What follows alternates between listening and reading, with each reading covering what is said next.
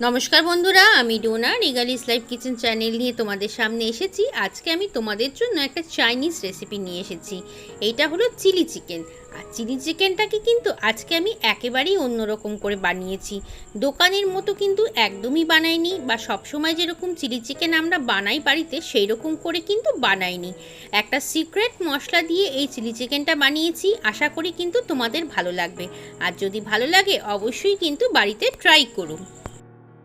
300 গ্রাম boneless chicken নিয়েছি, এটাকে এখন ম্যারিনেট করব। তার জন্য দিয়ে দিচ্ছি 1 চামচের মতো আদা বাটা, 1.5 চামচের মতো দিচ্ছি রসুন বাটা, দিয়ে দিচ্ছি একটা কাঁচা ডিম।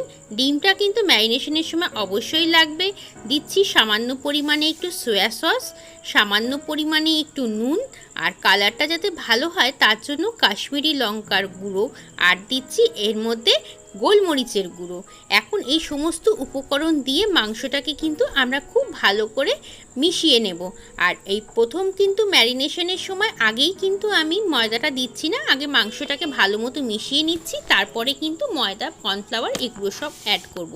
দেখো খুব ভালো করে কিন্তু জিনিসগুলো মাংসের সঙ্গে ম্যারিনেট করার মতো ভাবে মিশে গেছে।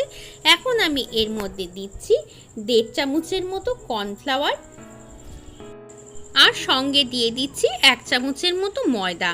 ময়দা কিন্তু কম দেবে, তাহলে কিন্তু চিলি চিকেনের টেস্ট ভালো হবে। সেই জন্য বলছি কর্নফ্লাওয়ারটা আমি 1.5 চামচের মতো দিলাম, আর ময়দাটাকে আমি 1 চামচের মতো দিলাম। এখন কিন্তু সমস্ত জিনিস একসঙ্গে ভালো করে মাংসের সঙ্গে ম্যারিনেট করে আমরা এটাকে 30 মিনিটের জন্য রেখে দেব। 30 মিনিট এটা রেস্টে থাকবে, ততক্ষণ তার মধ্যে কিন্তু চিলি চিকেনের বাকি জোগাড়গুলো আমরা করে নেব। চিলি চিকেনের জন্য যে সসটার প্রয়োজন সেটা কিন্তু আমরা আগেই রেডি করে রাখবো। আর তাছাড়াও এটা একটা সিক্রেট মশলা তৈরি করব। একটা প্লেটের মধ্যে আমি এলাচ, লবঙ্গ, দারচিনি আর 1 চামচের একটু কম মৌরি আর একটা স্টার অ্যানিস নিয়ে নিয়েছি। এখন এগুলোকে আমি মিক্সির মধ্যে দিয়ে একটু পাউডার তৈরি করে নেব। এটাকে কিন্তু ড্রাই রোস্ট করার কোনো দরকার নেই, এমনি মিক্সিতে দিয়ে গুঁড়ো করে নিলেই কিন্তু হয়ে যাবে।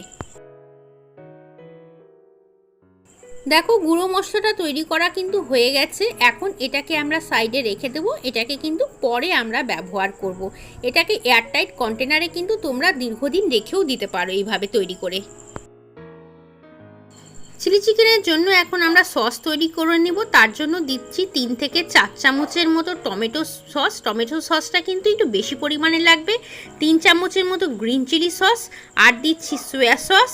এর সঙ্গে দিচ্ছি সামান্য পরিমাণে নুন আর চিনি। নুনটা কিন্তু বুঝে শুনে দেবে। আর দিচ্ছি কালারের জন্য একটু কাশ্মীরি লঙ্কার গুঁড়ো, আর সামান্য পরিমাণে রেড চিলি সস দিলাম। আর চিলি সস আমি 2 রকমের ব্যবহার করেছি, তোমাদের কাছে যেটা অ্যাভেলেবেল থাকবে সেটা কিন্তু দিতে পারো। আর ঝালের ব্যাপারটা যার যার কিন্তু অবশ্যই ব্যক্তিগত। কড়াটা আমি গ্যাসে বসিয়ে দিয়েছিলাম, তেলটা গরম হয়ে গেছে। এখন ম্যারিনেট করা চিকেনগুলোকে আমরা কিন্তু পকোড়ার মতো করে ভেজে নেব। আগে আস্তে আস্তে করে ভাজতে হবে, খুব বেশি ফ্লেম কিন্তু বাড়ানো যাবে না, তাহলে ওপরটা ভাজা হয়ে যাবে, ভেতরটা কিন্তু হবে না। আর আমরা যেহেতু কাশ্মীরি লঙ্কার গুঁড়ো দিয়েছি, তাই জন্য আমাদের চিলি চিকেন যে পকোড়াটা সেটার কালারটা কিন্তু বেশ সুন্দর আসবে। চলো আমি তাহলে আস্তে আস্তে করে পকোড়াগুলো ভেজে নিই, তারপরে তোমাদের সামনে আবার আমি ফেরত আসছি।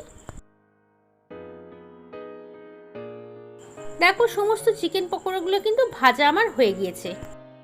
তেলের মধ্যে 2 চামচের মতো আদা কুচি দিয়ে দিলাম, আর 2 চামচের মতো রসুন কুচি দিয়ে দিলাম।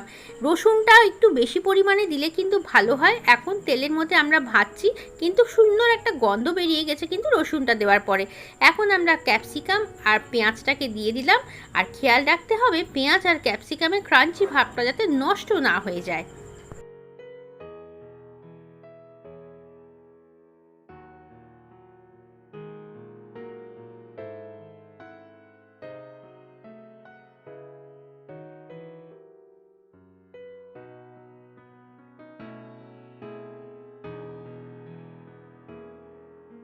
পেঁয়াজ আর ক্যাপসিকামকে তেলের মধ্যে দেওয়ার পরে 1 মিনিটের বেশি কিন্তু নাড়াচাড়া করা চলবে না, তাহলে কিন্তু একদমই ক্যাপসিকাম পেঁয়াজটা নেতিয়ে পড়বে, তাতে কিন্তু ভালো লাগবে না। এখন যে সসটা তৈরি করেছিলাম সেই সসটা কিন্তু দিয়ে দিলাম আমরা তেলের মধ্যে।